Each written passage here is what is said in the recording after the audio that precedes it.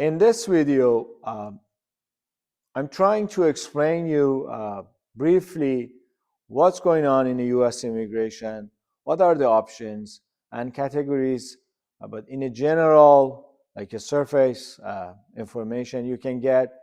And if you need any more information or if you have any question, you can call us or fill up our assessment form. We will call you back. Uh, so what's going on in the U.S. immigration? U.S. immigration, like any other country, has two main divisions. One is permanent residency, and the second one is temporary residency. Permanent residency leads you to get a green card, which you become legally or lawful permanent residents of U.S. From other side, temporary residency, there are different categories, but mainly there are visitors. They come to the US to visit. That visit can be for many reasons, can be for family visit, can be for business, and can be for medical and many other things. But that's a visitor. So you are just coming to the US as a visitor. When you're coming to the US as a visitor, there are some specific criteria you must meet. Otherwise, you're going to be in trouble at the port of the entry. So they are not going to let you in if you don't know exactly what you're planning to do in the US during your visit. The second temporary residency is a student visa. Student visa is a category for students, international students. They have to follow some procedure before getting to the port of the entry. There are different countries. Some countries, they are visa-free countries, so they don't need a visa, and they just come cross the border, and then they get the visa or authorization to entry at the port of entry. And for some other country, it's different story. They have to apply for a visa, for study permit, for to get everything done. So for a study permit, there are basically two steps. One step is applying, getting admission, and all the document usually has to be done through that education designated organization. They do it, and then once they've done, they give you some paperwork, then you can apply for visa. So as I said, if you have you already have you are from country or visa free countries, you don't need a visa. So you just come with those documents at the port of entry and then apply. If you don't have, then you need to apply. Uh, Consider always all regulation or restriction and everything based on last update of USCIS, what they said. For sometimes they don't want a student, sometimes they don't want some other type of category. Sometimes there are some restriction on a specific citizen, nationals. So these are things you must be updated about all these things. Last one under temporary residency is worker visa. A worker visa is basically, there are two types of worker visa. Some sorts of worker visa or work permit, they need a job offer from someone else. Once the application approved from at the first stage, then you can apply for a work permit or worker visa, which is in the US, it's a notice. So once again, you get the first part is done. That part is usually must be done through the employer. And then the second part will be you at the port of entry, you applying, and then you get your work permit. And those work permit, as the name is, it's a temporary work permit. So it usually has a sunset. It has a specific expiry date. You must be careful about the expiry date. If you stay over the expiry date, then you will be out of status, and then you will face some sort of sanctions. So those are the main thing for uh, the temporary residence visa. Just you need to know. Uh, Beside this, just a small part, additional information I'm going to share with you. It's about there are type of worker visa. It's somehow they are self-petitions. It's somehow you don't need to go someone else and ask them to give you a job offer. You can create your business, and then based on that business, you apply for work permit program like L1, like E2. This kind of programs, uh, you you are sponsoring yourself, or your business actually is sponsoring you. So that's the thing you need to know. And another thing is about processing time. Some kind of visa or uh, regardless of what category, they are eligible for premium processing, which is a faster process. And you pay extra amount of money for the processing, and you will get your file processed faster. But it doesn't mean you will get approval. It's just a faster processing. So again, if you are in a hurry, you want to get the job done, you want to get your status as soon as possible.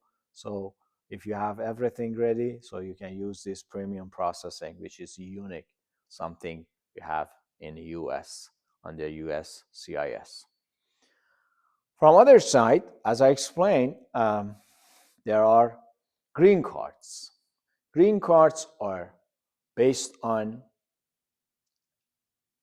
permanent residency. So when you get a permanent residency, you become a lawful uh, resident of the US, and usually after 5 years you can apply for citizenship. So that's a different thing. So people may live in the US for many years without having that option to become a citizen. Why? Because the citizenship is connected. First step is become a, a green card holder. If you have a green card, then the next step will be citizenship. It doesn't matter if you have 5 years, 10 years, 15 years of temporary residence visa, and then after that, you cannot apply for a citizenship. Uh, there are some, again, restriction and limitation and other things. So best advice is to advise and get a consultation. The immigration lawyer, they can help you.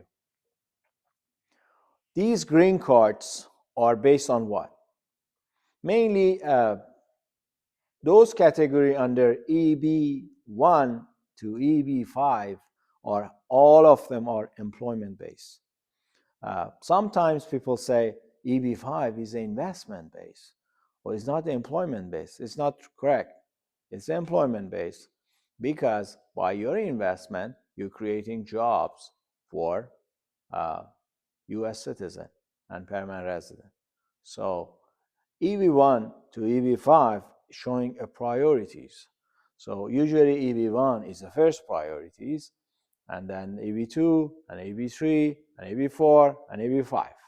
So as you see, EB5 is the last priorities in terms of processing. But again, there are some limitation, explanation, extra information you can have. Then you can decide based on sometimes some nationals, some citizens of some countries, they have more fasting process.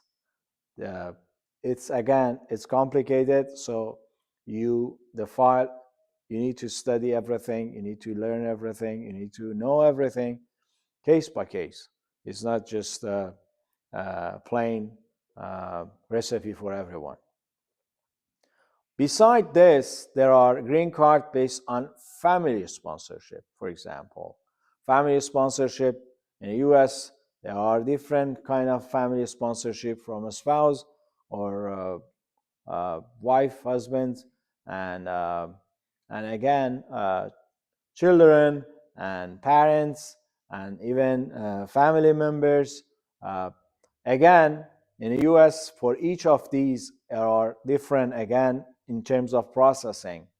Uh, uh, Distinct family member are longer processing to get the sponsors to can sponsor sponsor their family members, and they become green card holder.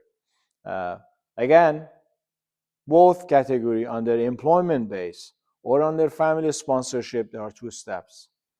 First step, sponsor. Who's giving a job or who offering the job, who's sponsoring the applicant. That part must be done first. Once it's done, then the applicant can apply for the immigrant visa. So these are our just basic information I shared with you. Beside this, there are refugee and asylum class, and these are different category. Those people, there are two type of people seeking asylum or refugee protection. Some of them are already in the US and some of them are not. They are in overseas, they're asking for help. Mainly 90% of them, they are already in the US. And then inside the US for refugee, again, there are two types. There are people, they get in the US by visa, valid visa, so the entry was legal. So, and there are irregular arrival. They are not they don't have a visa.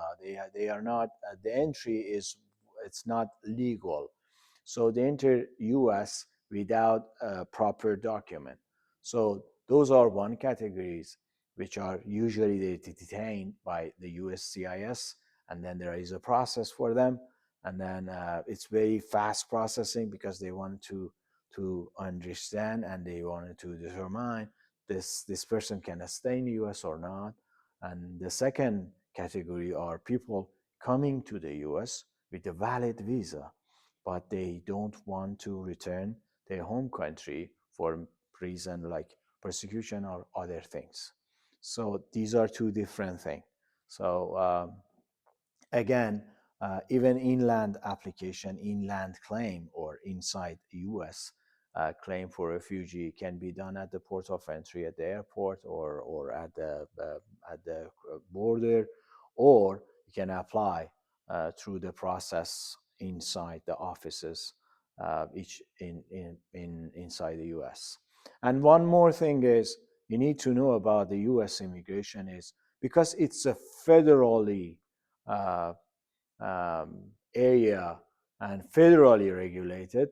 It's somehow all U.S. lawyers across the country they can practice. They can practice immigration law. So it doesn't matter. For example, if there is a applicant or there is a client who wants to move to the New York or get a lawyer from California or some any other states, it doesn't matter because it's federal rule.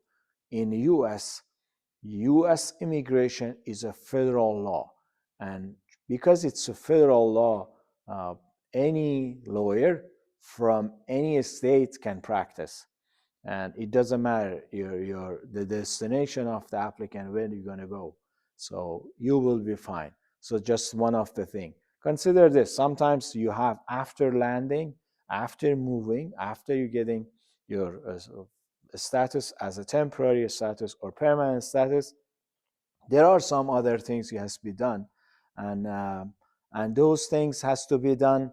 If you have a lawyer in town, in your own town, that should be more convenient for you. So that's the only thing I think you need to consider when you're trying to get or hire an immigration lawyer in the US. I hope this video help you to understand what's going on in an overview of US immigration.